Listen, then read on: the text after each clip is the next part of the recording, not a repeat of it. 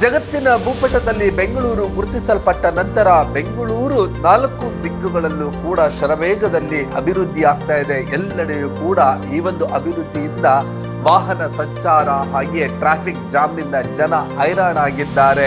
ಆಗ ಸರ್ಕಾರಗಳಿಗೆ ಕಾಣಿಸಿದ್ದೇ ಮೆಟ್ರೋ ರೈಲು. ಈ ಒಂದು ಮೆಟ್ರೋ ರೈಲು ಈಗಾಗಲೇ 77 ಕಿಲೋಮೀಟರ್ ಸಂಚರಿಸ್ತಾ ಇದೆ ಬೆಂಗಳೂರಿನಲ್ಲಿ. ಈಗ ಬೆಂಗಳೂರು ನಗರದಿಂದ ಗ್ರಾಮೀಣ ಪ್ರದೇಶಕ್ಕೆ ಸಂಪರ್ಕ ಕಲ್ಪಿಸುವಂತಹ ಹೊಸೂರು ಮುಖ್ಯ ರಸ್ತೆಗೆ ಅಂದ್ರೆ ಬೆಂಗಳೂರಿನ ಆರ್ವಿ ರಸ್ತೆಯಿಂದ ಬೊಮ್ಮಸಂದ್ರಕ್ಕೆ ಸಂಪರ್ಕ ಕಲ್ಪಿಸುವಂತ 19.15 ಕಿಲೋಮೀಟರ್ ಈ ಒಂದು ಮೆಟ್ರೋ ರೈಲು ಲೋಕಾರ್ಪಣೆಗೆ ಕ್ಷಣಗಣನೆ ಆರಂಭವಾಗಿದೆ. ಎಲ್ಲ ಮೆಟ್ರೋ ನಿಲ್ದಾಣಗಳು ಕೂಡ ಮಧುವಣಗಿತ್ತಿಯಂತೆ ಅಲಂಕಾರಗೊಂಡಿದೆ.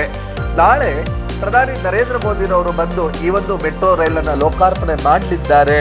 ಬಹು ನಿರೀಕ್ಷಿತವಾದಂತಹ ಮತ್ತು ಬಹುಜನರ ಬೇಡಿಕೆಯಾಗಿದ್ದಂತ ಈ ಒಂದು ಮೆಟ್ರೋ ಈಗ ಲೋಕಾರ್ಪಣೆ ಆಗತ್ತೆ.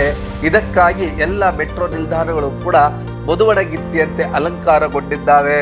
ಎಲೆಕ್ಟ್ರಾನಿಕ್ ಸಿಟಿಯ ಇನ್ಫೋಸಿಸ್ ಫೌಂಡೇಶನ್ ಕೋರಪ್ಪನಗರ ಈ ಒಂದು ಮೆಟ್ರೋ ನಿಲ್ದಾಣ ಹೇಗೆ ವಿದ್ಯುತ್ ದೀಪಾಲಂಕಾರದಿಂದ ಜಗಮಗಿಸುತ್ತಿದೆ. ಇನ್ನು ಒಳಗಡೆಯೂ ಕೂಡ ಜಗಮಗಿಸ್ತಾ ಇದೆ. ಇನ್ನು ಪ್ರಧಾನಿ ನರೇಂದ್ರ ಮೋದಿರವರು ಬರುವ ಹಿನ್ನೆಲೆಯಲ್ಲಿ ಇಡೀ ಮೆಟ್ರೋ ನಿಲ್ದಾಣಕ್ಕೆ ಬಿಗಿ ಭದ್ರತೆಯನ್ನು ಏರ್ಪಡಿಸಲಾಗಿದೆ. ಸಾರ್ವಜನಿಕರಿಗೆ ಪ್ರವೇಶವನ್ನ ನಿಷೇಧಿಸಲಾಗಿದೆ. ಈ ಒಂದು ಮೆಟ್ರೋ ಸುಮಾರು 16 ನಿಲ್ದಾಣಗಳನ್ನ ಹೊಂದಿರುವಂತದ್ದು. 7,600 ಕೋಟಿ ರೂಗಳಲ್ಲಿ ಈ ಒಂದು ಮೆಟ್ರೋ ಲೈನ್ ನಿರ್ಮಾಣಗೊಂಡಿದೆ. 2021ರಲ್ಲಿ ಇದು ಲೋಕಾರ್ಪಣೆ ಆಗಬೇಕಾಗಿತ್ತು. ಈಗ 2025 ಆಗಸ್ಟ್ 10ರಂದು ಲೋಕಾರ್ಪಣೆ ಆಗ್ತಾ ಇರುವುದರಿಂದ ಈ ಸುತ್ತಮುತ್ತಲಿನ ಜನ ಸಂತಸಗೊಂಡಿದ್ದಾರೆ.